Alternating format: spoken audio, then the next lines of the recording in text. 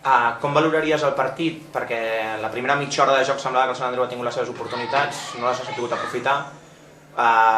Us heu trobat a través del joc amb els gols a favor i després ha acabat amb una bogeria a l'últim quart d'hora. Bueno, és una llàstima. Crec que primer de tot hem jugat contra una gran entitat i un gran equip. Un equip superior a nosaltres, llavors sabíem que havíem de fer-ho molt bé, defendre bé, saber atacar i com atacar. Doncs amb una línia defensiva molt experimentada, molt potents a nivell físic, un joc aeri molt important.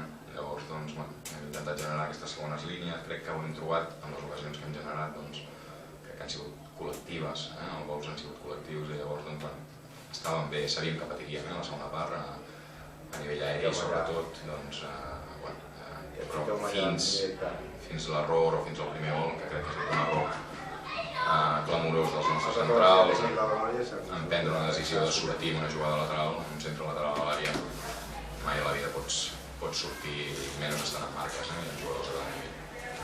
Pel to de veu et noto que t'has quedat tocat i suposo que el teu equip també després de sortir, està guanyant molta estona i al final acaba empatant.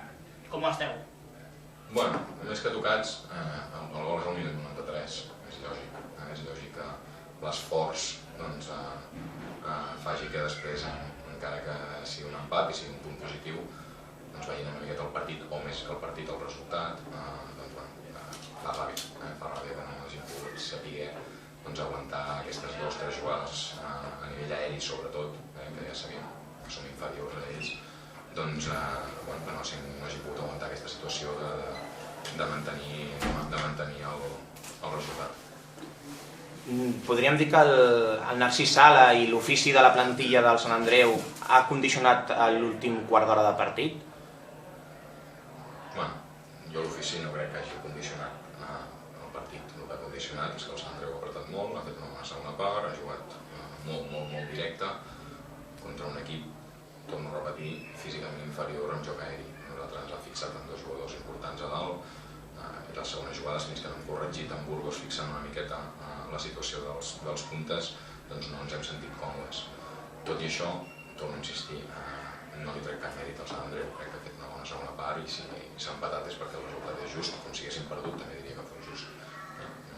L'únic que sí que és veritat que només 2 errors en vigilàncies i principalment, sobretot, aquest error dels 2 centrals de sortir una pilota que mai serà fora de joc perquè els tens en marca dins de l'àrea, per tant és una opció no valorable a nivell de centrals en aquesta categoria.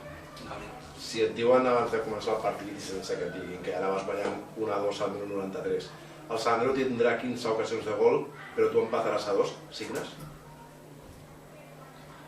Bueno, signar abans d'un partit, en el partit poden passar moltes coses. També el Sant Andreu podia haver tingut un partit dolent i... No, per això preguntava amb les 15 ocasions de gol, Bueno, ells n'han tingut 15 i a vegades l'efectivitat és el que marca la diferència. Nosaltres n'hem tingut menys, però crec que no sé si hagués signat. El punt el valoro com a positiu per l'esforç de l'equip. Crec que hem de pujar i hem de tenir els peus a terra. Hem vingut un camp molt complicat, on crec que hi guanyarà poca gent i hem fet un gran partit a tots els partits. S'han de valorar els errors, s'ha de valorar el punt. No és un mal punt. A inici del partit segurament que no hauria sigut. Ara mateix, jo crec que he perdut 2 punts.